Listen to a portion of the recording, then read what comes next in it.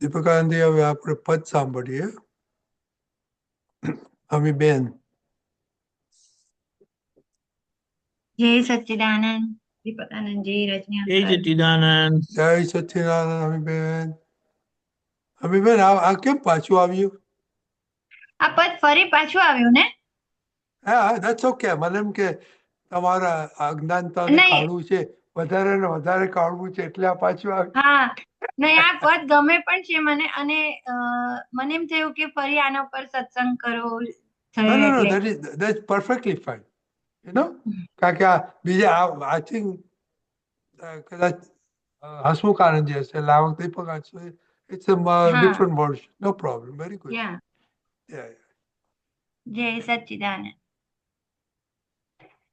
અજ્ઞાને બંધેલા ચિતરેલા ચોપડા, ગત જન્મો સિક્કે દાવો જો આજે.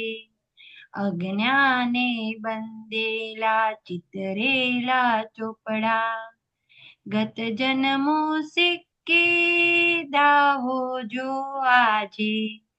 કડવા શું મીઠા શું ભોગવે જ છૂટકો, કડવું અણગમતું ગળપણ ગમતું. અજ્ઞાને બંધેલા ચિતરેલા ચોપડા, અંદરના અંકોડા રાગ દ્વેષ રૂપી, જાણી જોવાથી હિસાબ જળશે.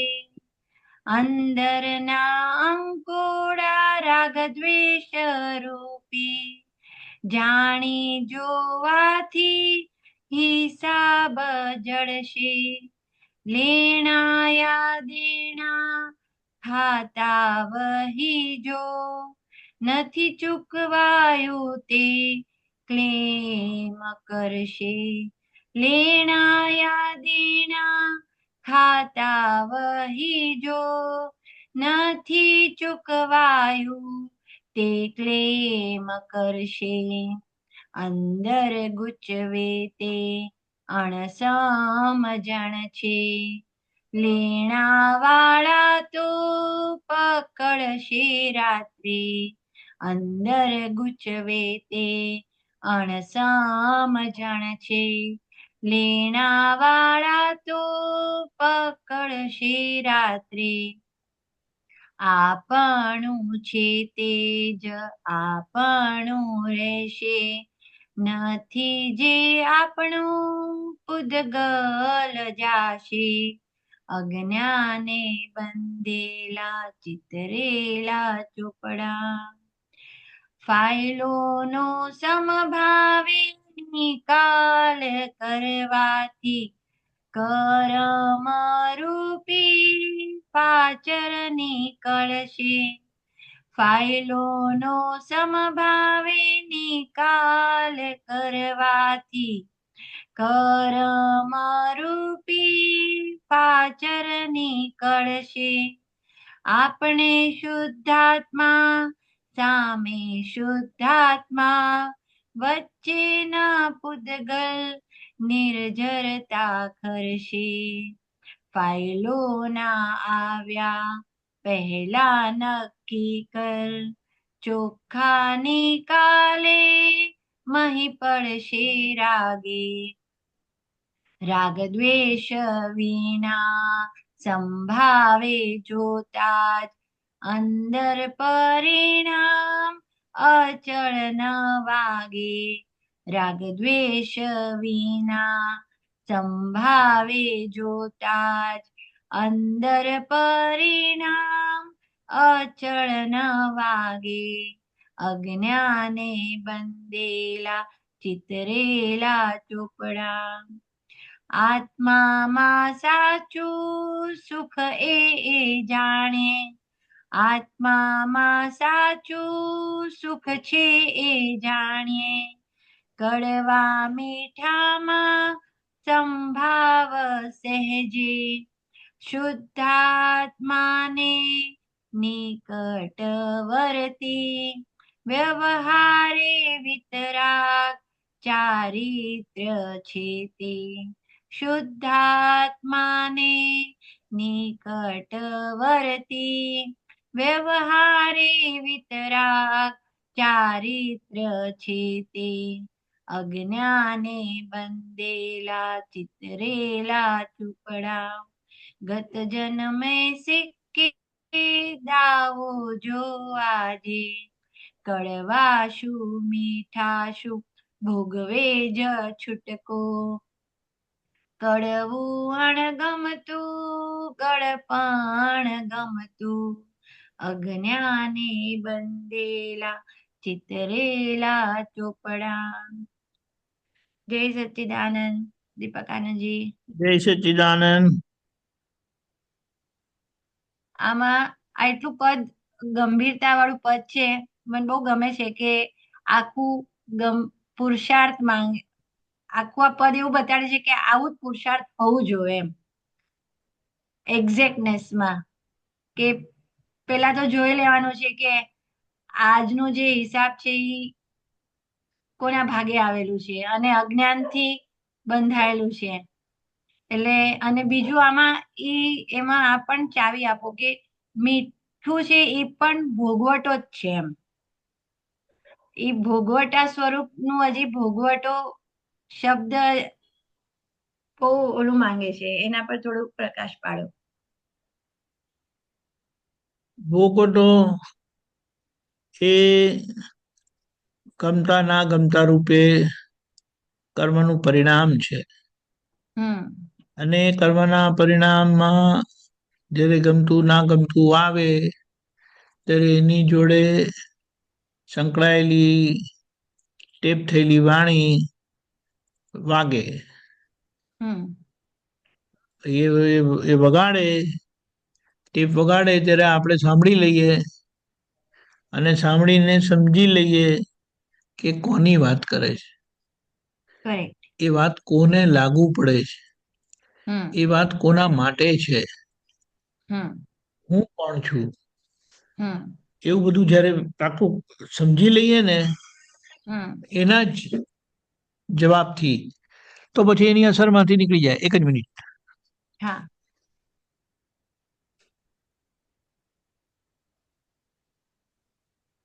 ખબર પડી? હા, પડી. એટલે એને એમ કહેવાય કે અંતરાત્મા દશાએ આપણે જાગ્રત રહીને શુદ્ધાત્માના પક્ષે અંતરાત્માના પક્ષે કે શુદ્ધાત્માના પક્ષે અંતરાત્મા દશાએ રહીને શુદ્ધાત્માના પક્ષે વકીલાત કરવાની છે. અને અંતરાત્મા સ્થિતિ એમાં જે બધી કચાશો છે તે બધી દૂર કરતા જઈએ, અણસમજણની કચાશો છે તે બધી દૂર કરતા જઈએ. પરિણામે ભૂલો ભાંગતી જાય, માન્યતા ચોખ્ખી થતી જાય. કઈ ભૂલો તો કે બ્લન્ડર દાદાએ કાઢી આપી, હવે રહી ગયેલી ભૂલો જે છે, મિસ્ટેક્સ જેને કીધી એ બધી નીકળતી જાય. પણ એને કાઢવા માટે એને એડ્રેસ કરવી પડે, એટલે કે એને જોવી પડે, સમજવી પડે કે આ કોનું છે, મારે શું કરવાનું છે, મારો ભાગ કયો છે, એટલે તરત જ ખબર પડી જાય. જેમ આપણે કહીએ કે બધાના ઘરથી લગ્નમાં, છોકરાના લગ્નમાં બધા 4-5 ઘરેથી વાસણ લઈ આવેલા. હવે બધા વાસણ લેલા તો બધાના ઘરના વાસણોમાં નામ લખેલા હોય, નહીં તો તમે લખેલા હોય કે જેમના વાસણ આયા હોય તેના પર તમે તમારી રીતે સ્ટીકર મારી દીધું હોય. તો પછી તમે શું કરો, જે વાસણ હાથમાં આવે તો તરત સ્ટીકર જોઈ લો ને, આગળ કોનું છે સ્ટીકર લખેલું, એના ભાગે મૂકી દો. પણ ખાલી વાસણ જોઈને તો મારા જ ઘરનું વાસણ હોય એવું લાગે છે, ને બાજુ પર મૂકી દે તો પેલા ક્લેમ કરે કે ભાઈ મારું વાસણ આવ્યું નથી. તમે તમારા જેવું માનીને કાઢી લીધું એટલે કઈ તમારું થઈ નહીં ગયું. સ્ટીકર જુઓ, એટલે એનો સિક્કો જોઈ લેવાનો કે સિક્કો પ્રકૃતિના ભાગનો છે કે શુદ્ધાત્માના ભાગનો છે. એટલે તરત જ એટલે આ પૂતગલ પરિણામ છે કે આત્મ પરિણામ છે, શુદ્ધાત્માના પરિણામ છે, તરત જ એ ભેદ અને એના ભાગે મૂકી દીધું એટલે આપણે ફ્રી. એટલે એ ભૂલમાંથી આપણે નીકળતા જઈએ અને ભૂલમાંથી જેટલા નીકળ્યા, કોઈ કે કઈ કહી દીધું, કોઈ કે કઈ કરી દીધું, તો તરત અસર થાય. મને શું કામ આવું કે છે, મને આવું શું કામ કે કરે છે, મારી જોડે આવું બધું શું કામ કરે છે. પછી મને બધો માનસિકતા ઊભી થાય છે, બધી અસરો થાય છે. અસરો થાય જ ને, જે તમને નથી કરતા એ તમે એવું માની લીધું કે મને કરે છે, એટલે પારકી ટપાલ તમે માથે લીધી. એટલે એમ કીધું કે જે થાય છે, જે કે છે તે અમીબેન ને કહે. એટલે અમીબેન કહ્યું, અમીબેન તમને કીધું છે, પણ એના માટે તમે જવાબદાર આજે નથી.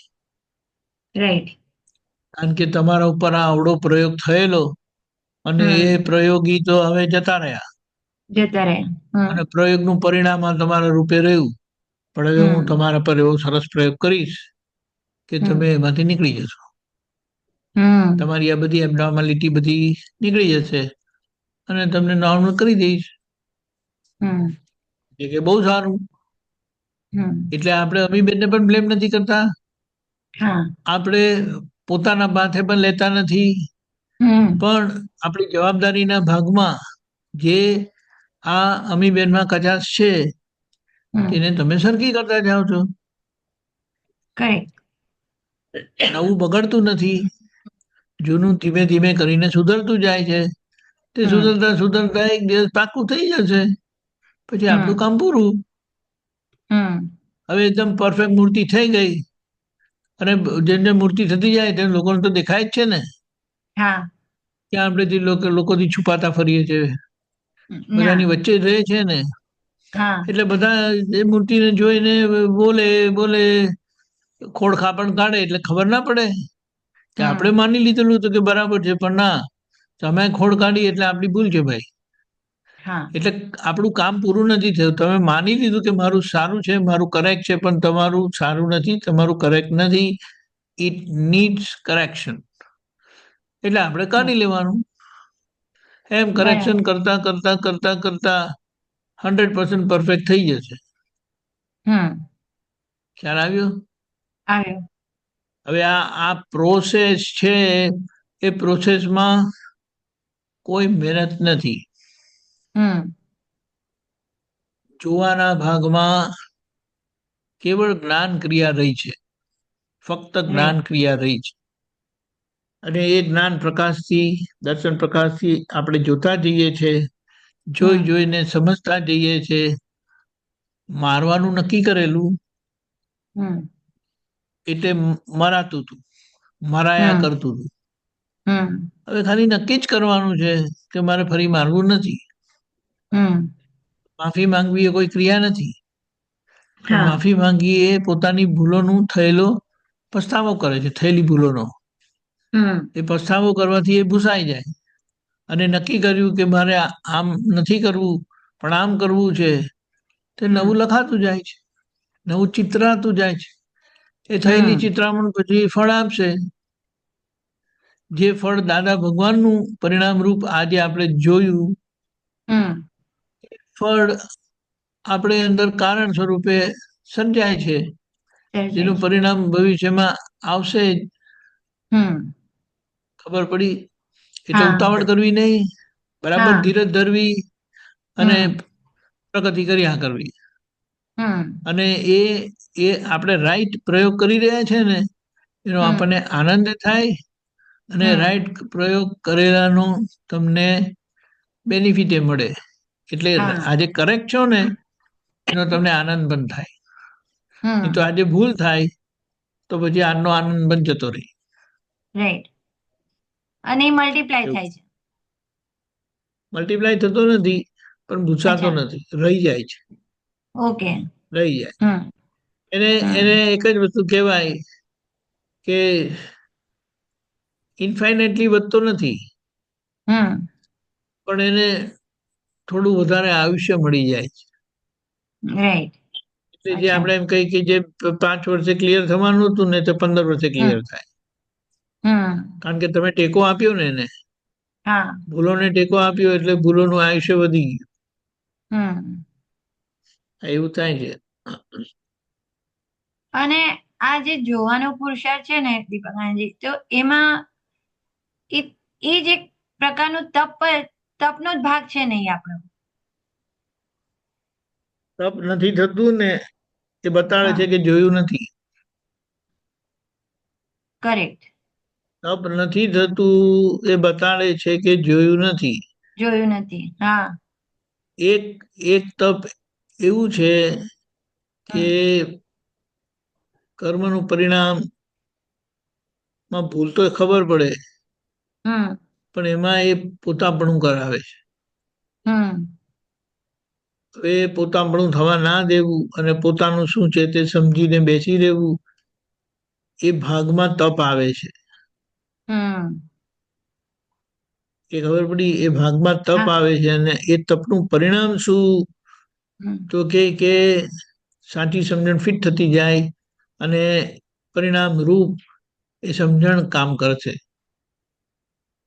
એટલે એ તપનું એ તપ આંતર તપ છે અને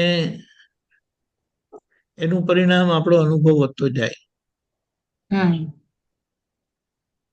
કૃપાથી થયેલા નિશંક સમજણથી નિશંક થતા જાય કે આ મારું નથી જ, હું શુદ્ધાત્મા જ છું. એટલે એનું પરિણામ શું આવે, સમજણથી સ્થિર થયેલા, તો કે જે પ્રતીતિ હતી તે હવે લક્ષ્ય કરીને સંજોગોમાં હાજર રહેતી જાય. અને હા. સંજોગોમાં હાજર રહેતું જાય તો એનું પરિણામ આવે કે સંજોગોમાં તમને અસર આવે, પણ અસર તમને ના અસર કરે. એ પીડાને, એ સાતા અસાતાને તમે સારી રીતે છૂટાડીને જુઓ અને અલગ રહો. કે આજે રહેવાતું નથી એમાં ખેંચાઈ જવાય છે. ગમવાના ભાગે પ્રફુલ્લિત થઈ જાય અને ના ગમવાના ભાગે બધું ઘોડું બેસી જાય. ચહેરા પર અસર આવે, કેટલું બધું થાય. પછી એની અસર નહીં થાય. અસર વાળાને સારી રીતે પોતે જોઈ શકશો. એટલે એનું પરિણામ શું, તો કે જોવા સ્વરૂપે તમે સ્થિર થાવ છો. અને જોવા સ્વરૂપે સ્થિર થતા એ ભાગ ચોખ્ખો પણ થાય છે અને એનાથી એના તરફનું તમારું જે પોતાપણું હતું ને તે નીકળતું જતા તમે આત્મામાં સ્થિર થતા જાઓ છો, પોતામાં સ્થિર થતા જાઓ અને પૂતગલથી છૂટા પડતા જાઓ છો. પૂતગલના મારાપણામાંથી, ઓનરશીપમાંથી છૂટતા જાઓ. એટલી મુક્તતા તમને અનુભવાતી જાય. કરેક્ટ. ફ્રીડમ. અને એ ફ્રીડમથી શું થાય, મુક્તતા અનુભવાય એટલે જે ભય રહેતો હતો તે ભયની બાબત તમને ઘણી બધી ઘટી જાય અને એમ કરતા કરતા બંધ થઈ જાય, નિર્ભય થઈ જાય. હા. કે મને કશું જ થનાર નથી, ગમે તે થાય પણ મને, હું શુદ્ધાત્મા છું, મને કશું જ થનાર નથી. અને એની ખુમારી વધતી જાય. દાદાએ એમ કીધું કે જ્ઞાન થવા પહેલા અમને પોતાનામાં એટલો બધો વિશ્વાસ હતો કે અમે વારે વારે અને અમને સતતતા રહેતું હતું કે મને કશું જ થનાર નથી એમ કરીને. અને જ્ઞાન થયા પછી તો બિલકુલ છૂટું પડી ગયું, જેના કારણે એમને ભય તો જતો રહ્યો પણ બિલકુલ મુક્ત દશા, એટલે દેહધારી પરમાત્મા કીધા. બિલકુલ મુક્ત દશા, દેહધારી પરમાત્મા કીધા.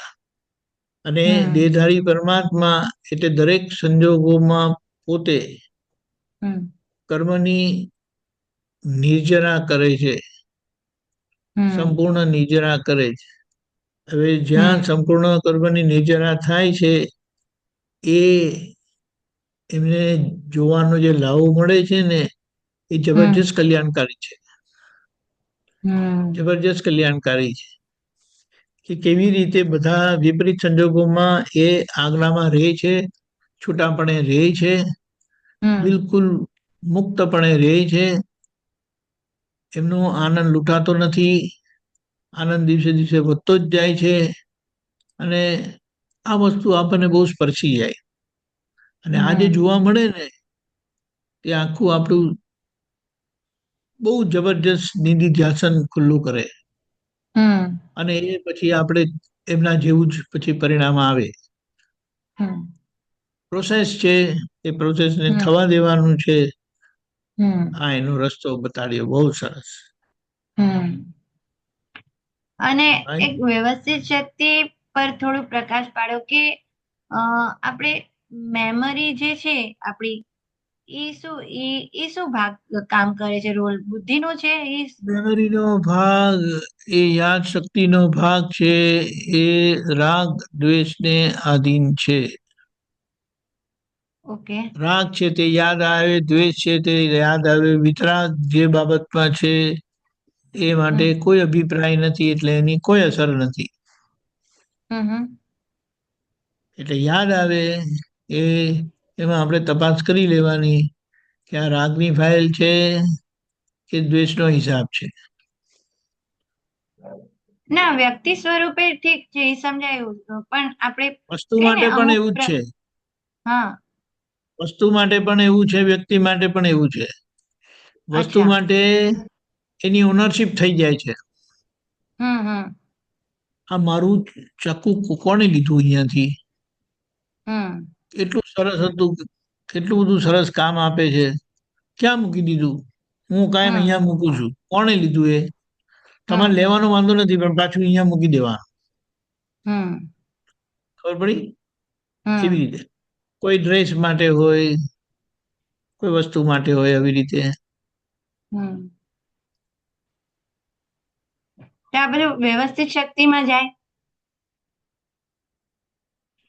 વ્યક્તિ માટે પણ હોઈ શકે છે, એવી રીતે વસ્તુ માટે પણ હોઈ શકે છે. એટલે આપણે કે મન વચન કાયા આખી વ્યવસ્થિત ના તાબામાં છે, તો આ બધું એના તાબામાં કહેવાય.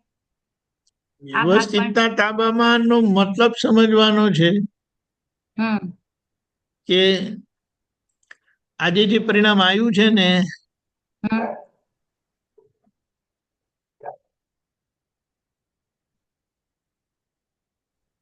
તેનું આ પરિણામ છે.